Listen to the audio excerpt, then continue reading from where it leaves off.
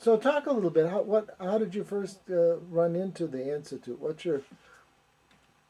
got you connected to this journey?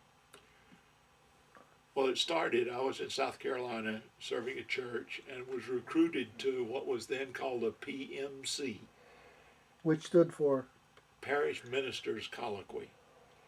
And it was taught by Joe Slicker and Joe Pierce. And I had heard Joe Matthews when I was in college one time and figured the recruiters said Joe Matthews would be there. Um, and then when I got there and he wasn't, the recruiter said, well, he's here in spirit. I said, okay, we'll go through it. But it was a phenomenal event.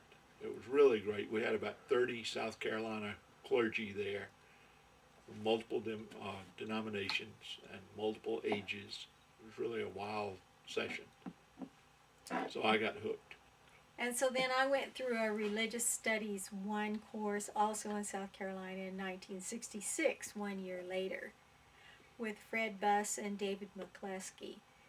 And the main thing I remember about that course was at the end of the so-called God section, I said, but you haven't talked about God.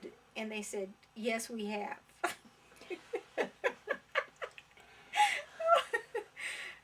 And we didn't have the Requiem movie.